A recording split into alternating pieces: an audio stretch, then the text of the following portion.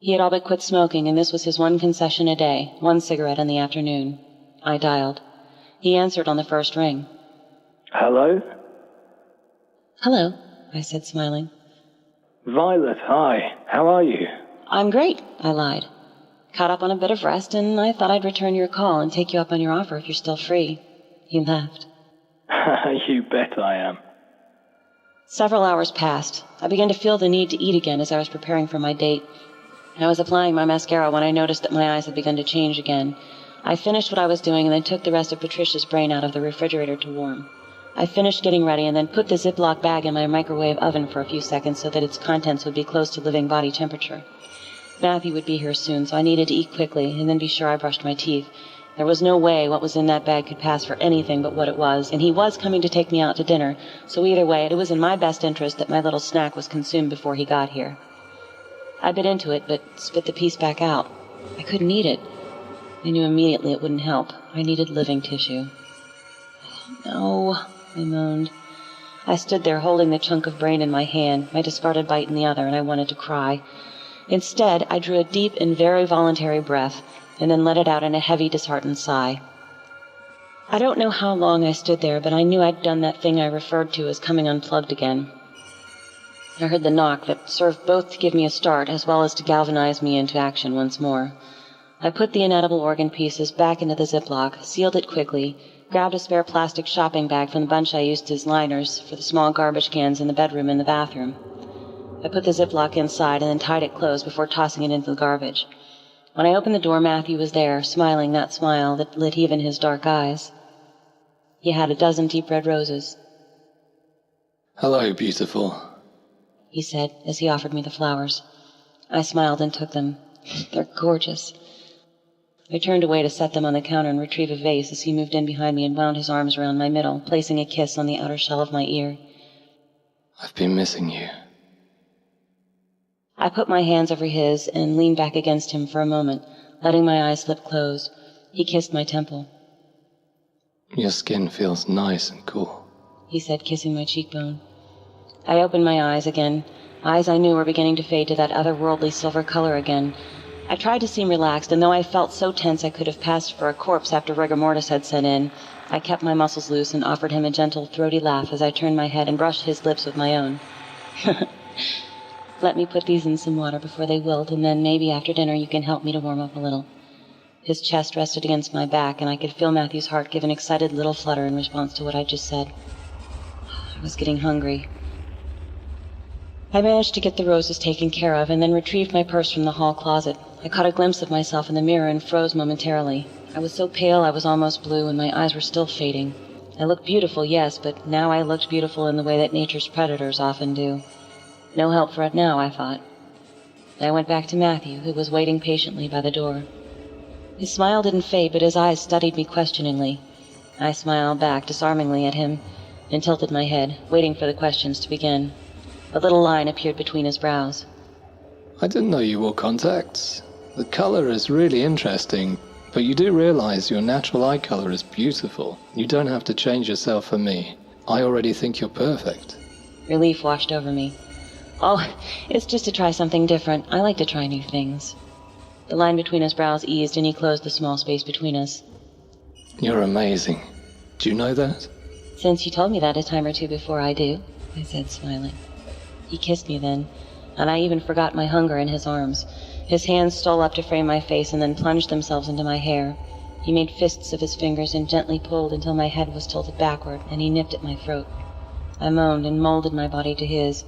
My nails scraped across his torso. He hissed in a breath but did not complain. I wondered idly whether I'd broken the skin. I should have been worried as to whether or not the smell of his blood would put me in a frenzy. I was no less a predator than any shark now, and I didn't want my rational thought gone. I'd only begun dating Matthew a month ago, but everything about him had been so right. I loved everything about him, and the times we had spent together had been the best I'd ever had. For all intents and purposes, my life was already over. I wasn't willing to end his. We had only had a short time together, but I knew I didn't just care about Matthew. I loved him. The next thing I knew, I was in his arms. He'd scooped me up as though I weighed no more than a child, and he was carrying me to my own bed. I wanted to protest, knew I should chase him away, but I also knew I couldn't bring myself to do it. I felt weak and intoxicated with his kisses, and I'd all but forgotten about my ever-present and seemingly insatiable hunger. I wanted him, but that was too mild a sentiment for what I felt at that moment. I needed him. We made love then. It was our first time together, and I knew it would be my last, so I gave in to him with reckless abandon. I'd had one brief moment of panic when Matthew began to remove my shirt. I knew if he did, he would see my wounds, and I couldn't easily explain those away. But I'd gotten away with a whispered, "Leave it on," that seemed to satisfy him for the moment. I remember that I did bite him once, in a moment of passion, but I did not tear his flesh away. I licked and kissed him and luxuriated in the feel of him. I knew in my heart that this would likely be our last night together, and I did not want to waste one moment of it. Matthew was as tireless as I could have dreamt, and by the time we lay side by side, our limbs draped loosely together, we'd missed our dinner reservation. He cupped my face in his hands and kissed me with gentle passion. I'd nearly lost myself in the moment again when he pulled back to study my face. He smoothed a curl away from my cheek and smiled at me. His eyes sparkled with it, and I shook my head, smiling at how overwhelmed he made me feel. Let me stay with you. His voice made it a request and not a demand. I couldn't say no to him, and I knew it. If the situation became dire, if I began to lose control, I could leave. A note explaining that I'd been called away for a family emergency would be believable. I nodded and brushed the tip of his nose with mine. He kissed me again. I think we missed dinner. He said, and grinned playfully. How about I make us a pizza? I said. I left him with the remote in his hand and a glass of wine on the nightstand and went to make the pizza.